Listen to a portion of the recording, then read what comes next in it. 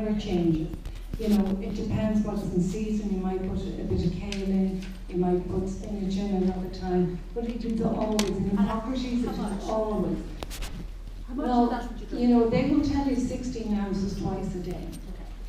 But I tend to just use 1 cucumber, 2 celery, half a lemon, a bit of ginger, you know, kale, spinach, whatever you have that you, and make it that you enjoy it. Okay. So yes, then lunchtime you can have, you know, avocado, there's all kinds of things that you can make for lunch. I have a whole recipe book there now. You don't need me to walk you through all the recipes. And then what they recommend for you is that 3/4 of your plate should be sprouts. So 3/4 of your plate should be sprouts. So there were studies done in the Max Planck Institute that show that people that live on 51% plant-based, now Hippocrates are asking you to go much higher than that, but even 51% plant-based had less disease than the population that lived on cooked foods. So you've heard all this earlier on. So yeah, that's about it. A lot of supplements, blue-green algae, big into the algae because they were the first life form on this planet, and we were able to absorb them and get the nourishment. As Brian said, bypass the fish and go straight to the algae, you know. So yeah, so roughly that's my day. It doesn't really change. Sometimes a bit of this, sometimes a bit of that, but always those sprouts on the plate. What do you have for breakfast? I usually have like quinoa, and I use a little bit of bee pollen on top of it, and chia seeds. So like a porridge? Yeah. So that's quite a normal thing to have in Hippocrates as well. So some people take a little bit of breakfast, you know. So any other questions? No? Yes? Sorry, for the supplements, like when you look at the health food shop, it's just, I'm always just confused as how to choose the supplements. So the question is the supplements, when you go to a health food store, she doesn't know what to do. And you really need to start to get educated on this. I used to spend like €200 a month on supplements, and then I was realised I was doing more harm than good to myself when I started to find all these things out. So you have to start to get educated on these things, and always 100% plant-based. I had a company contacted me recently, and they asked me to have a look at their range, and I went and they had 80-20, and I said, well, this is when you make it the 100, and they said, well, you know, I won't mention his name, he had a background in pharmaceuticals, and it's cheaper, it's much cheaper. As Brian said, their supplements are well crafted, so this stuff, you know, takes time to grow. For instance, even although the bee pollen is not strictly vegan, you can't get your hands on that stuff now because the harvest. So it very much depends on the harvest. So it's very much getting back. I always say to people, getting back to what your great grandmother did. Not even your grandmother, because she probably was sucked into the whole marketing. You know, like any of you that have done the course with me would see that, you know, like if we look at some of the soft drink companies, like they were ruthless in the early 30s, marketing to children and telling you your children wouldn't be happy unless they had these soft drinks. And there was a time when doctors recommended smoking to pregnant women. So, you know, we've come a long way, and we know that these things are wrong now, but it's time that we do a little bit more and push it on that extra little bit. Here he is, finally. What are you doing here? You should all be home. You're sitting here tonight like this. Waiting for you to come back. So wasn't that lecture earlier on just fabulous? And it is any wonder I worked so hard to get him back here. It's taken me 4 years to do it, but now you know why I wanted to expose you all to the knowledge that this guy has. So anyway, I won't say any more about it. So how's everyone doing tonight here in Dublin? What the heck happened with this snow? I couldn't believe it. I thought you were just talking over nonsense, and when we flew in here we almost died. We thought we went to Colorado by mistake.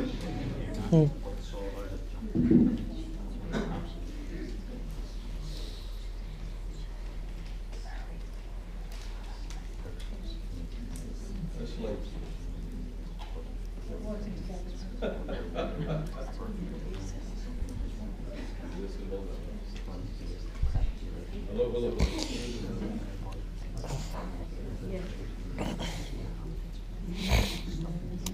Hello. So anyway, what are you going to talk about tonight? Anyone ready to talk about something good? What part of your body do you think we're going to talk about tonight? And why do you think the heart's so important? Anyone know? Do you really, really know why the heart's so important? Don't tell me because it's Valentine's Day. Anyone have any concept of why? Because in China, they have two words for the brain, for the mind. The mind of the brain and the mind of the heart. Which do you think they cherish? The mind of the heart. And sadly, we think of it just as an organ that pumps blood through our entire anatomy, through our entire system. And that's pretty important stuff. But when you start to realize that you should be thinking out of your heart, it literally has to be the most important part of our body. And unless you keep it biologically and mechanically healthy and functional. Oh, this went off again somehow. You can have some trouble. So a lot of your emotional problems come from the heart not functioning well.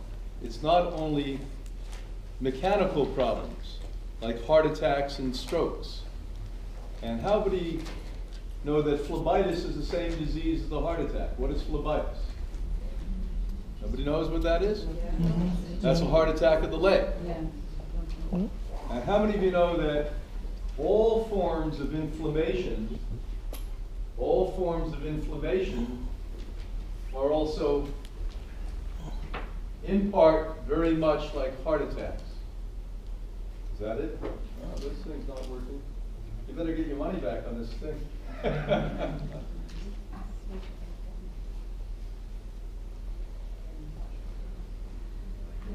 Well, let me yell for a bit. Can you hear me? Yep. They say I have a soft voice. Is that true? So a lot has to do with this heart, a lot more than the average person knows, a lot more than the average person thinks about. And it's something that we look at, our medical team, right up front. So if you came to us with any form of disorder, be it emotional disorder or be it physical disorder, we look at the way the heart functions.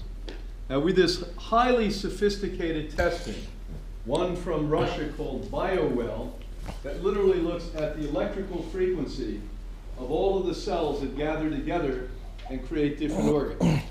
Some of those cells gather together and create liver, some create spleen, some create gallbladder, large intestine, and some create the heart. And when you test the biofrequency field of the heart, and there's abnormal rhythm that goes on that we don't call arrhythmia, but we call it circulatory abnormality, then we also know that the person's emotional state as well as biological physical state can be impaired in some way. Then we compare that with something from Germany called CyberScan. And with the CyberScan, it's just quite remarkable because what we find with that is 100,000 parameters. So in a matter of 30 seconds, we put all 10 of your fingers on this unit, and we come back with a feeding of 100,000 areas of biological and emotional concerns that a person may have. Now when we think or we suspect, our team, that it's a medical problem, a biological problem, we then take the medical blood test and we look at some of the signs that a doctor possibly would look at.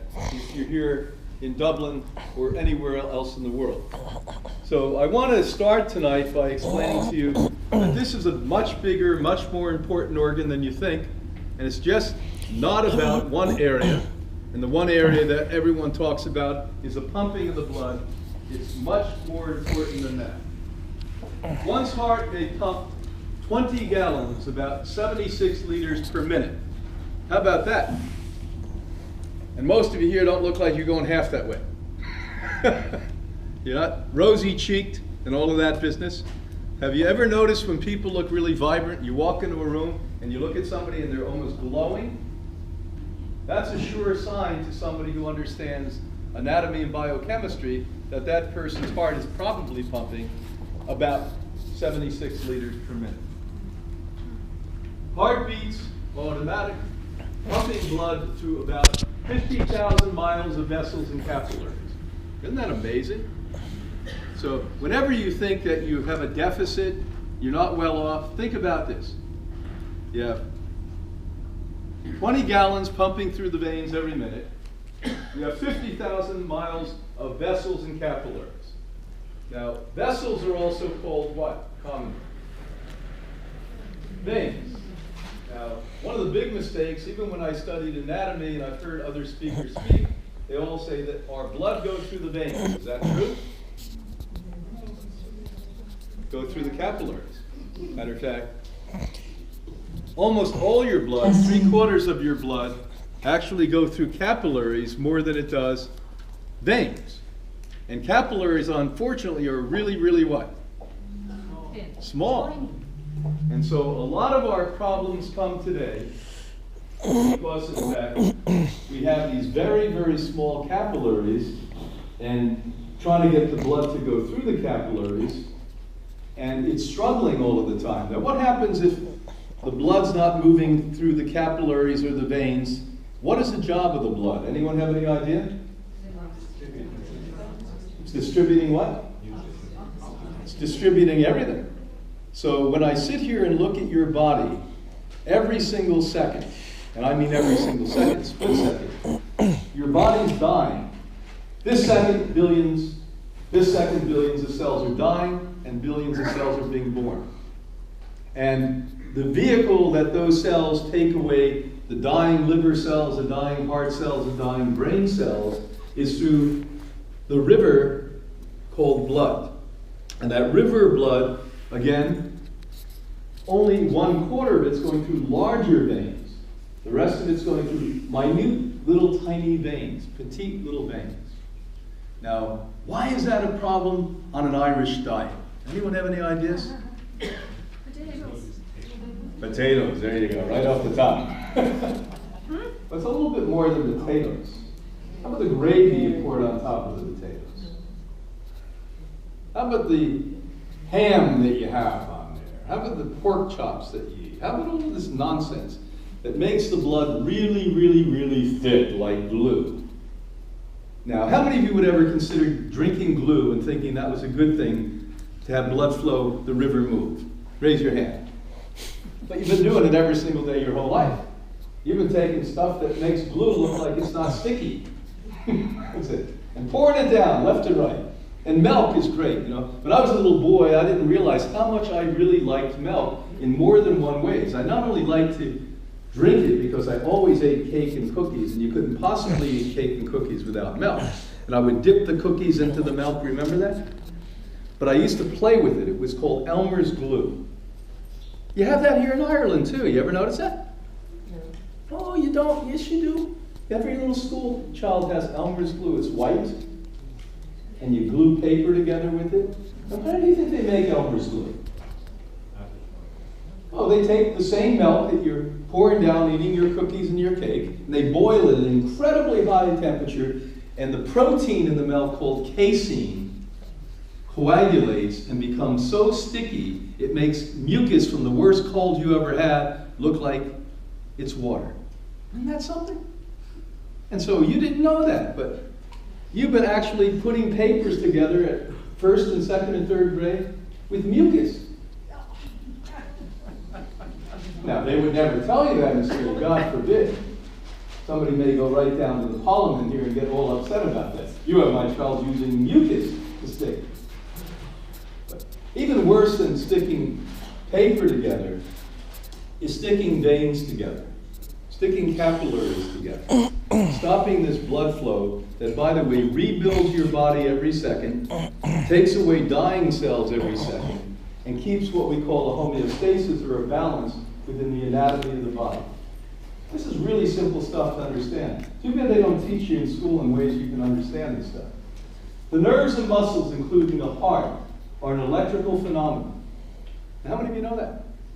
Seemingly, doctors don't know that very well. They don't really take that into account.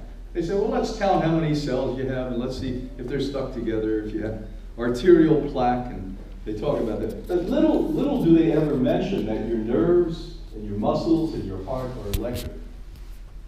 And if you think you have a lot of vessels running through your body, you know, the thousands of miles that we just talked about, chemical ions such as sodium, potassium, and calcium have their own electrical potential.